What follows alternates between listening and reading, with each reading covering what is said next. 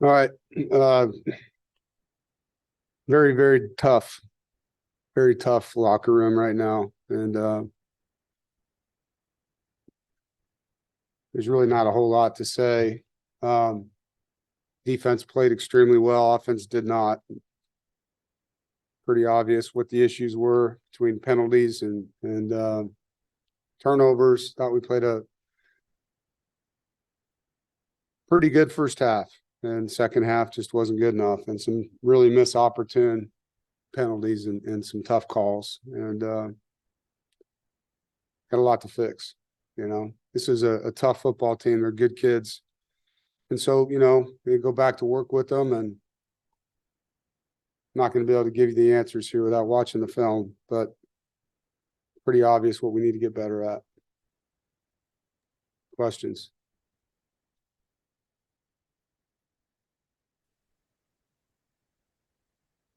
Raise your hand if you got a question for Coach.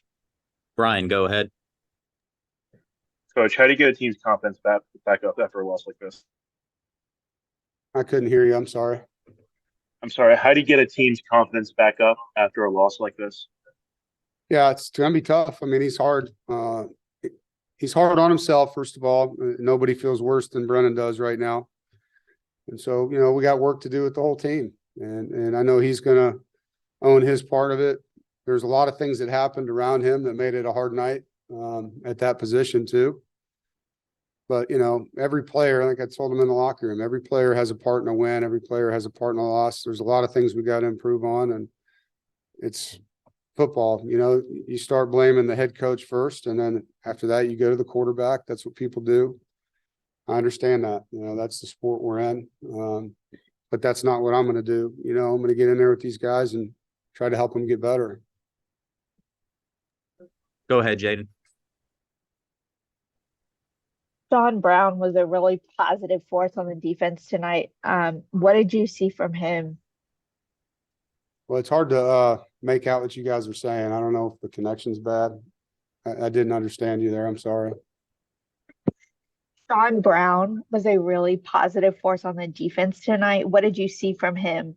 Sean Brown. Yeah. Sean's playing well. He played really well last week too. It's unfortunate that he was ejected on that hit. I thought it was a great tackle. But yeah, he's playing really good. He's a great team player too. Whatever you ask him to do, he does it as hard as he can. Go ahead, Noah.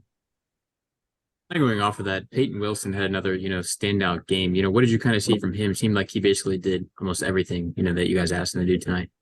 Yeah, Peyton's playing at a high level. And you're right, whatever we ask him to do. And said a lot of great things on the sideline during the game, encouraging his teammates in the locker room. Said some really powerful things down there to the team. And he's playing at a high level and he's leading at a high level. Go ahead, Ethan.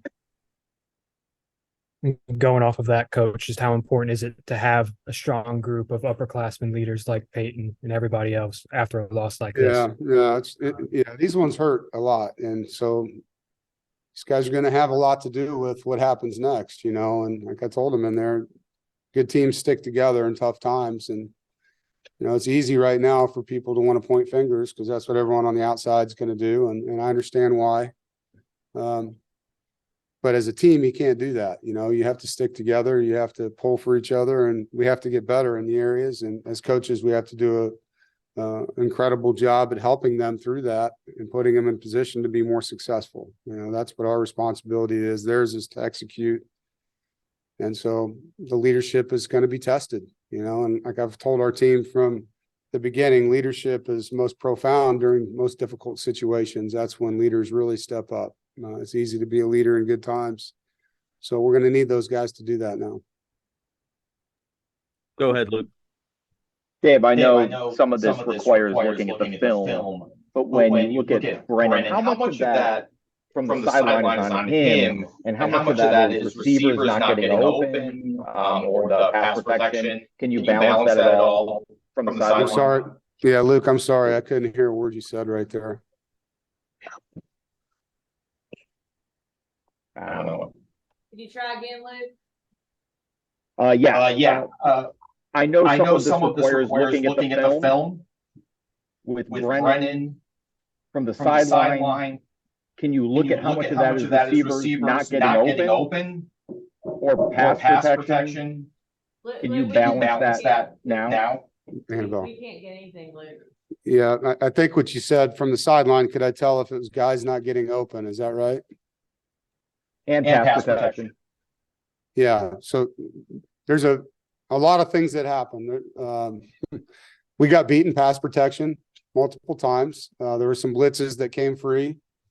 There were times where we were not open, and there were times where there were guys open and Brendan couldn't see them because of the pass rush. Okay.